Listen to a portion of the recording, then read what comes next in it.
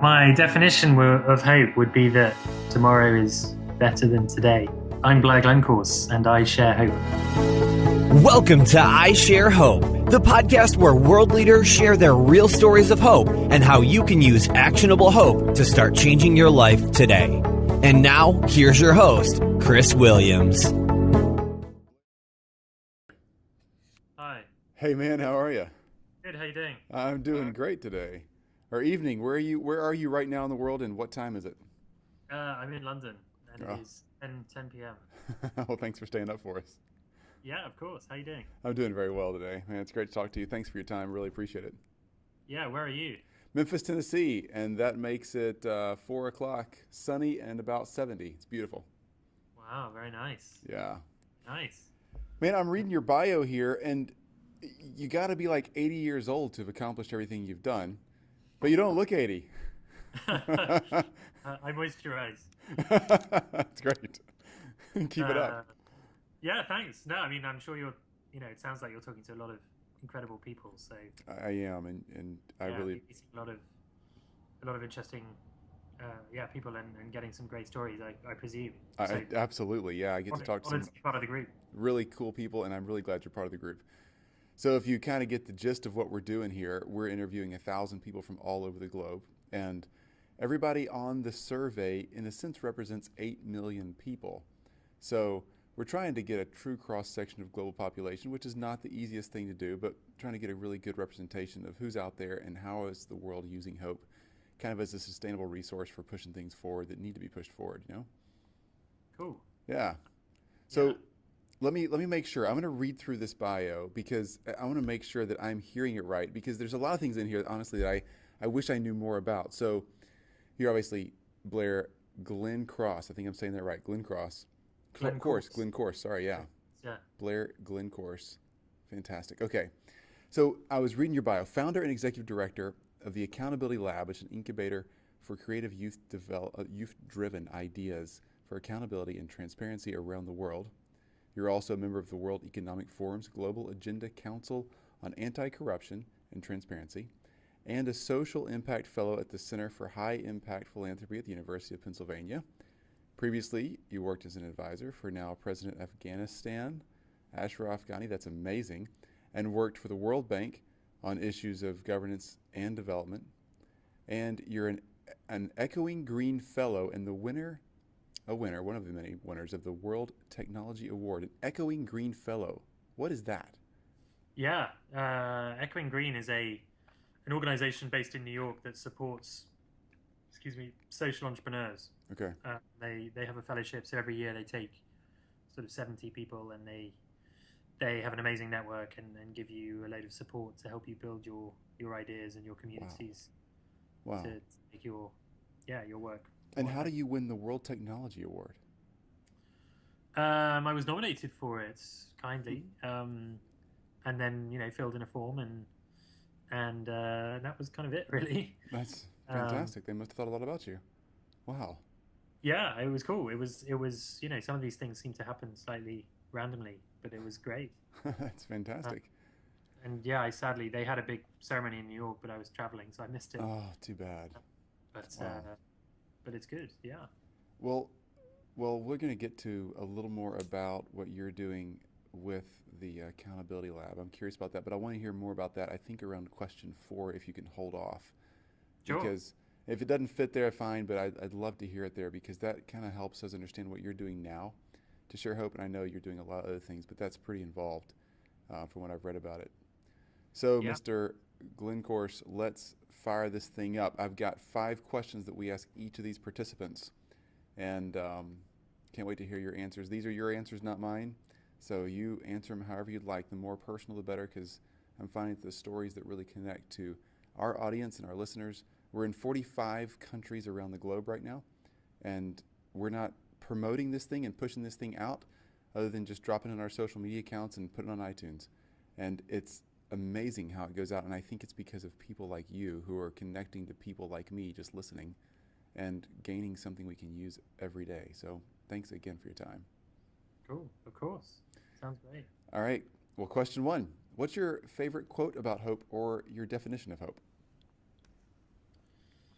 Uh, Great question. Um, my definition of hope would be that tomorrow is better than today, Hmm. I Hmm. suppose. That's a Um, simple way to say it. yeah, Hmm. I think that's the I most can simple way to say it. I can work with that. All right, let's go with that. So question two is who's given you the most hope in your life? Who's really been an influencer there and helped you understand that tomorrow can be better than today? Very good question, and there's a few people, if I'm allowed more than one.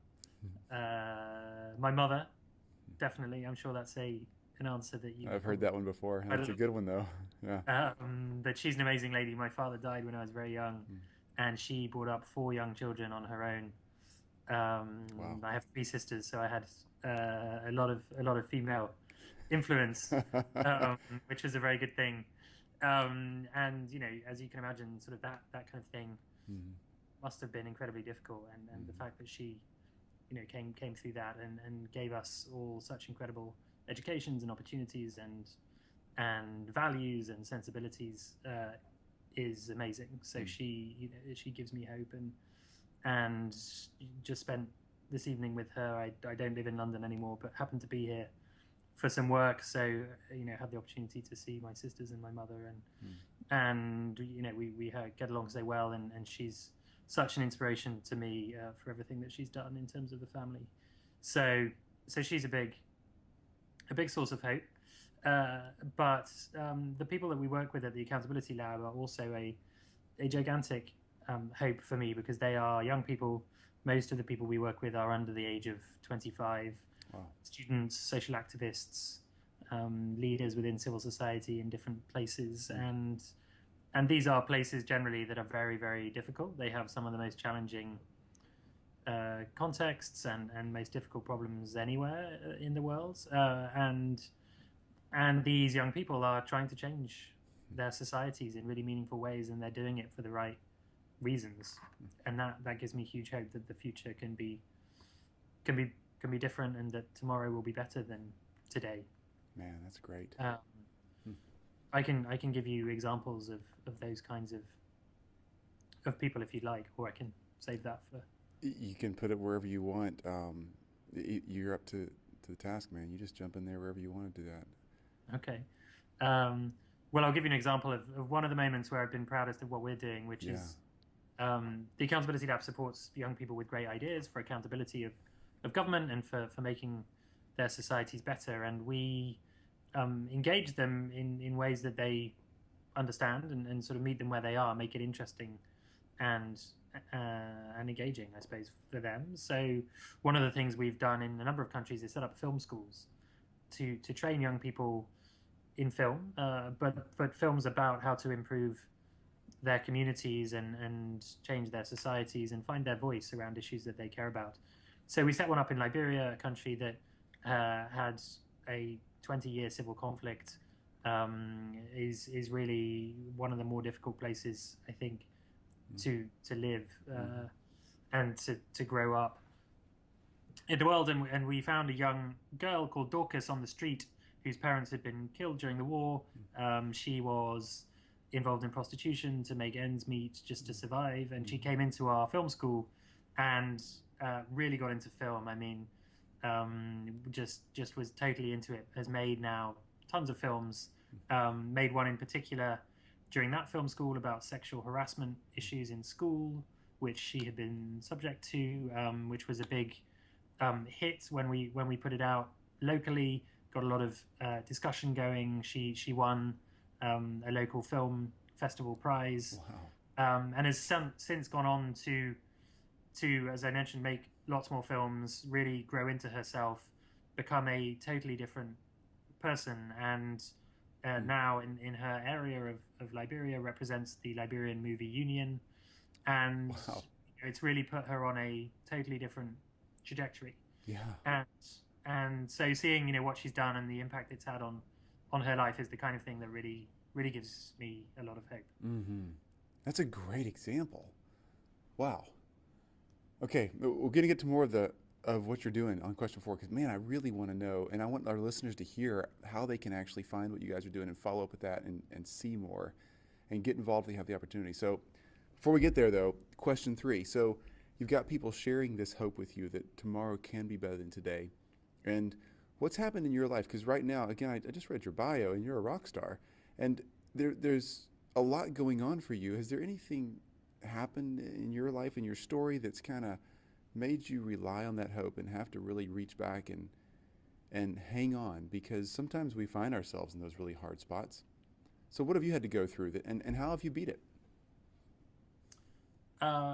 I mean, given some of the places that I've worked and some of the things that I've had the privilege to see, my story is not, particularly difficult or unique. I was lucky enough to grow up in the UK.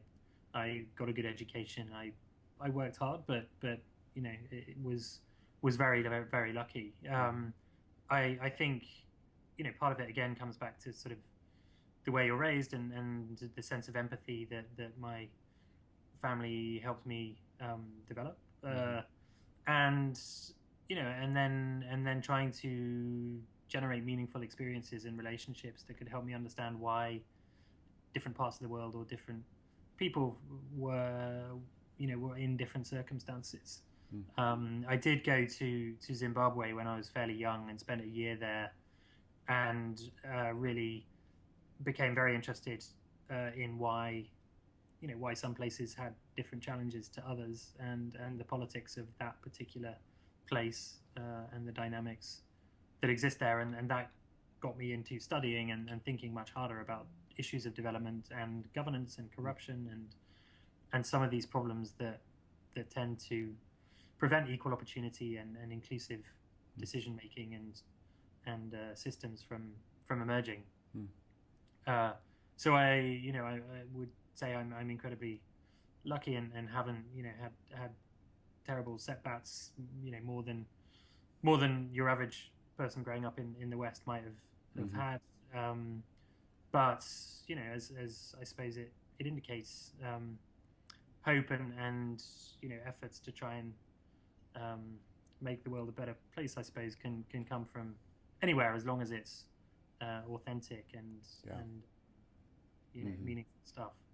Yeah, great example. I'm thinking of your mom all of a sudden again there too, because she had a tough turn in life, and she didn't let it get her down. I mean, I'm sure she had her hard days and hard years, but she didn't let it bust her, and she gave you guys a foundation, you and your sisters, something to work on and something to stand on, that we all have an opportunity to provide a kid with that kind of thing where they can launch into a great life.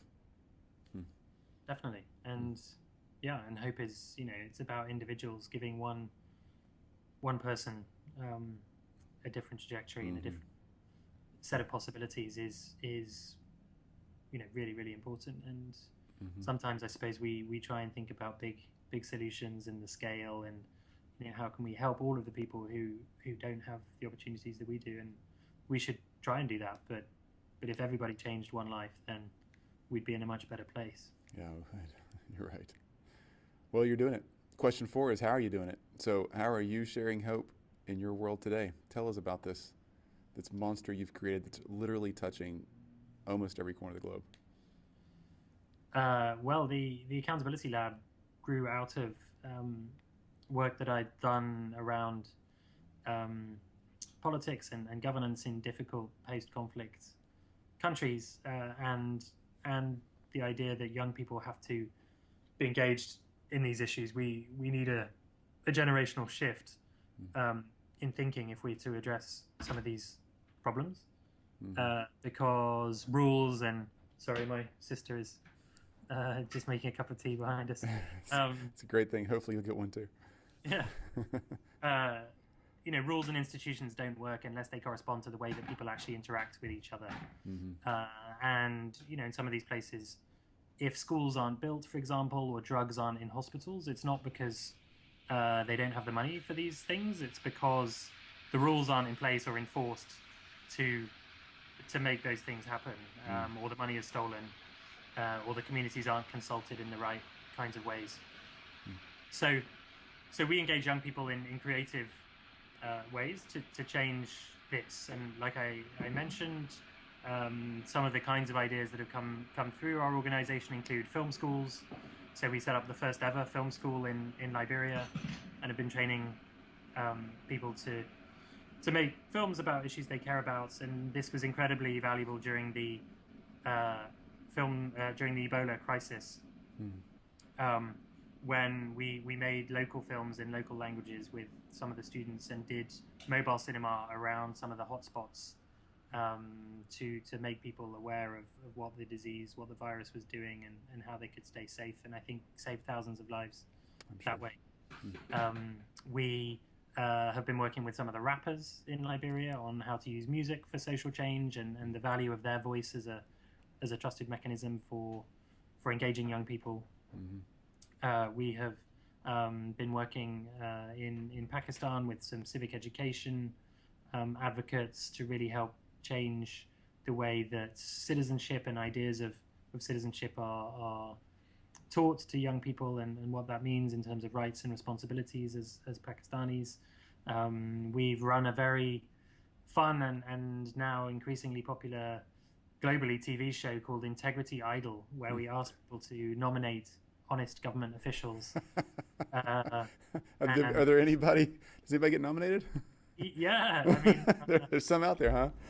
Yeah, and that's the idea. You know, we get that reaction in the countries that we work in too, where people feel that, you know, that it's hopeless. There's so much corruption. There's nothing we can do. But what we're trying to do is, as we call it, name and fame, rather than name and shame.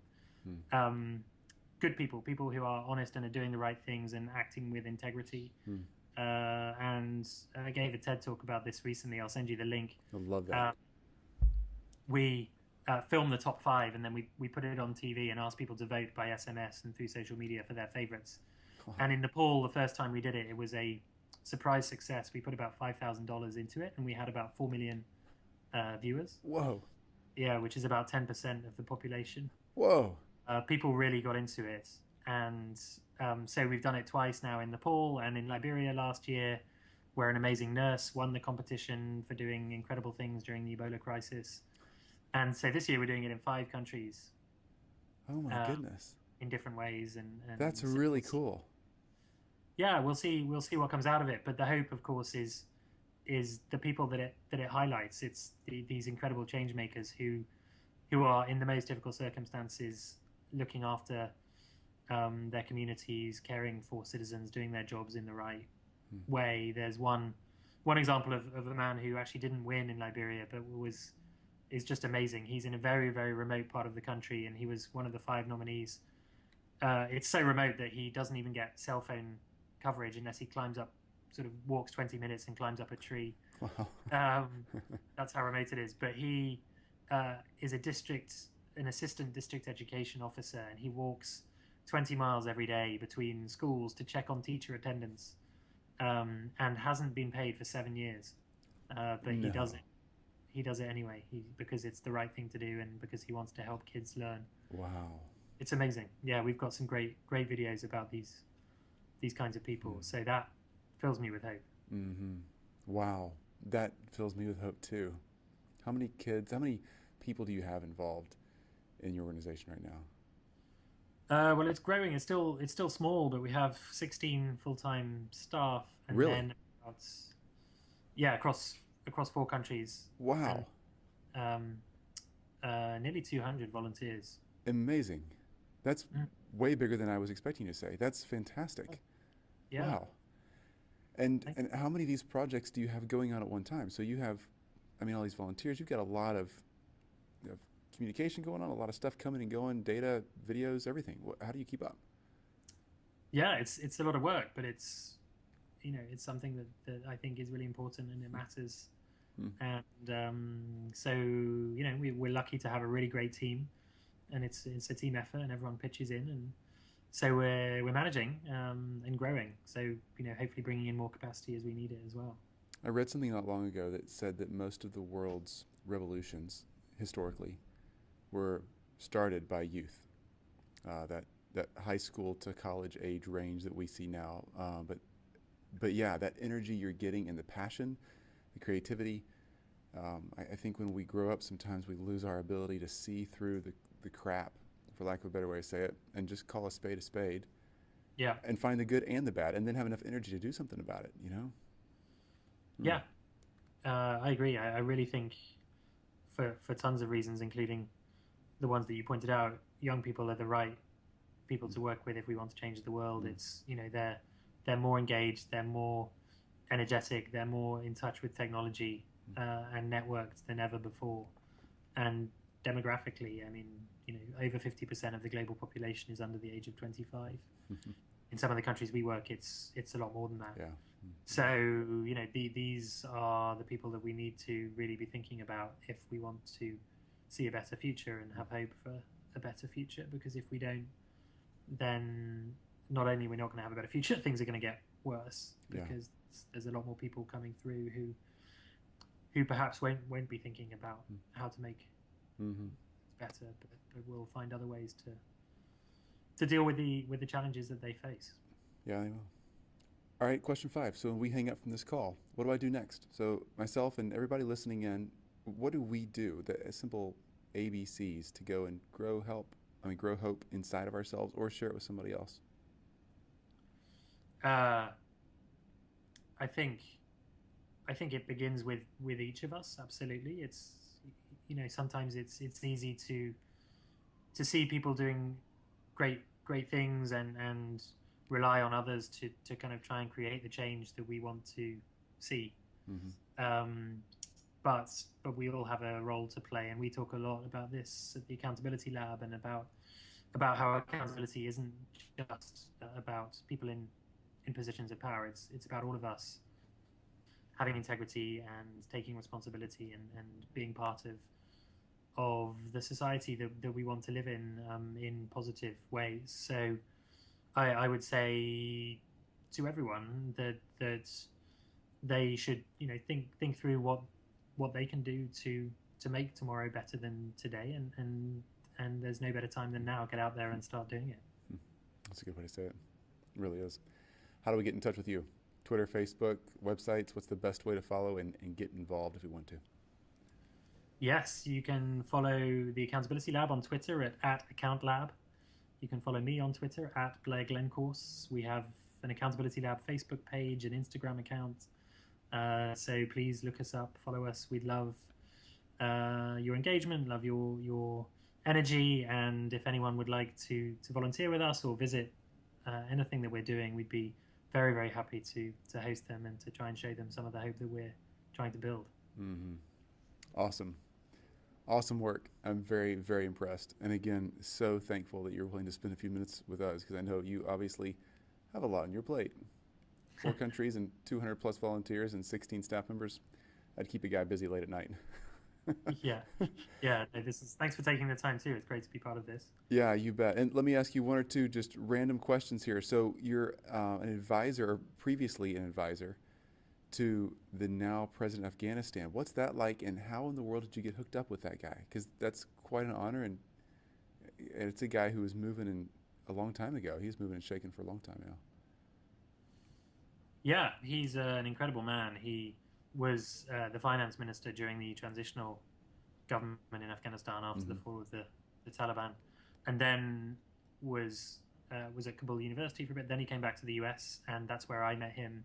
He was setting up a think tank in DC, and I was working at the World Bank, and so shifted over and began to work with him and helped him set up that institute, which looked at these same kinds of issues: how you build more resilient states and societies in difficult parts of the world.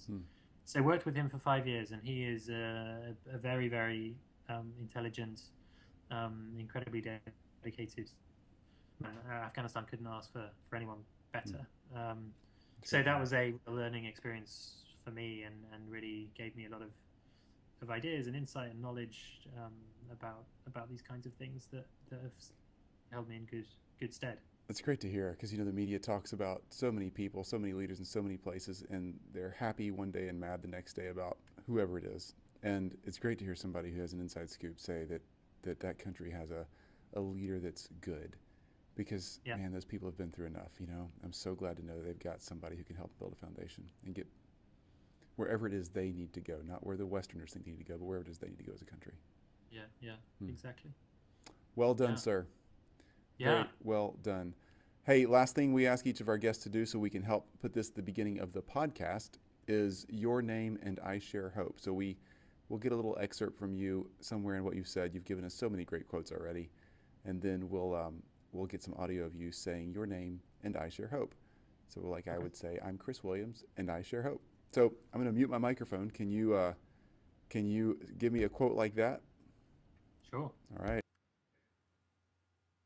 I'm Blair Glencorse, and I share hope. Perfect. So Well, how does this work? You sort of edit things down and so on. yes, you got it. So again, we're doing 1,000 of these, and we're releasing one a week. And this is a 5-year project was the goal. Obviously, we need to pick up our pace if we're going to knock out 1,000 in 5 years. But Yeah. we were releasing one a week, trying to make sure that we had enough to stay consistent with, because we want people to be able to really rely on us to bring another story of somebody who's actually doing it. So we're a couple months ahead right now. So what we'll do is we'll take this info and we don't clip them, we don't trim them down, we do our best to keep them authentic so nobody thinks we're cheating anybody, and we tell the story as it is. So we'll release it in podcast form, YouTube, and then we just let it go where it goes. And it's really, really cool to hear the stories and the thank yous and the comments that come back from people hearing a story like your own and getting inspired and joining into what you're doing, or finding out that they have some passion and they just needed a nudge to get moving, you know? And that's the greatest Yeah. thing about entrepreneurs like yourself. You're good at nudging people, and I appreciate that. I really do. No, brilliant. I'm just going to look up your YouTube page now.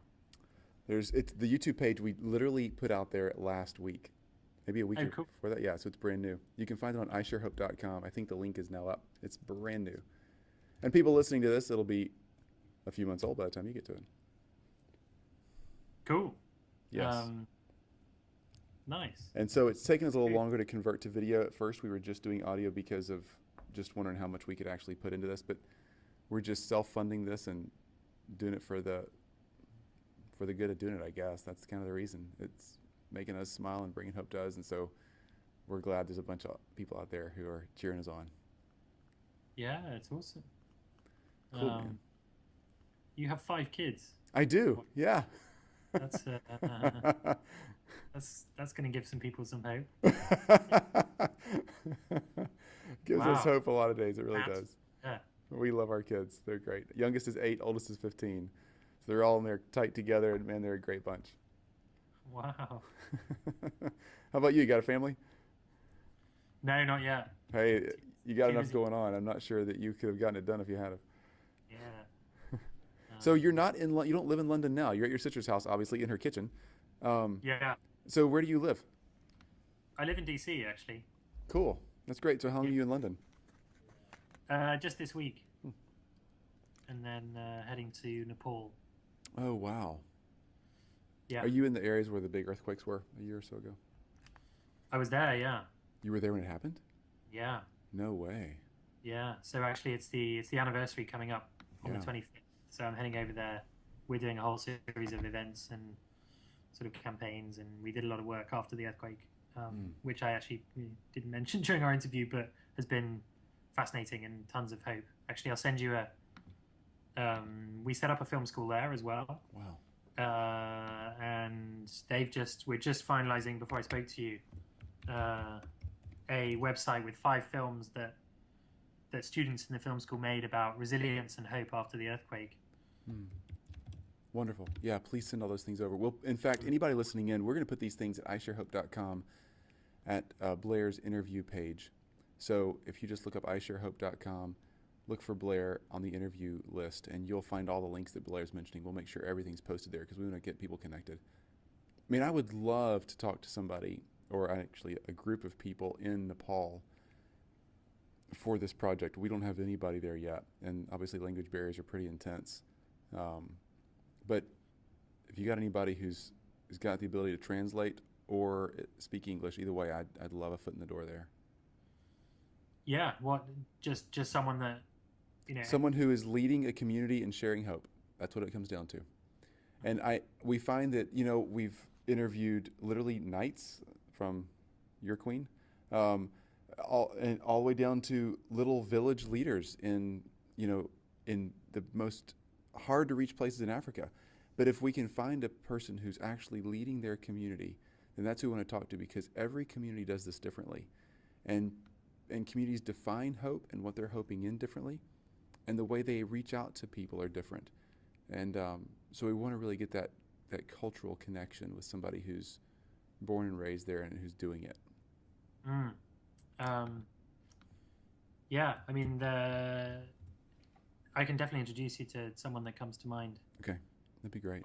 Yeah, I'll do that now. That'd be wonderful. Thank you very much. Yeah, and he speaks good English. Oh, even better. That's great. Yeah. So sometimes we translate these into both languages. Sometimes we'll have a parallel podcast, but somehow podcasts get translated on their own. I'm not sure how it works, but we release them on iTunes and they show up all over the world in different languages. So, wow, fascinating. I guess technology, it's grabbing them and pulling them, but either way. That's cool. Yeah, it's cool. All right, man. Yeah, great. Well, great to talk to you. Appreciate your help and enjoy your time in London. Have a good trip. Thanks. Good luck with all of this. It's okay. Amazing. Thanks. Bye-bye. Yes, bye. You've just listened to I Share Hope. If you're ready to make a change, head to our website at isharehope.com and claim your free copy of the top 10 actions of hope from world leaders to use hope in your own life. Thanks for listening, and we'll talk to you next time.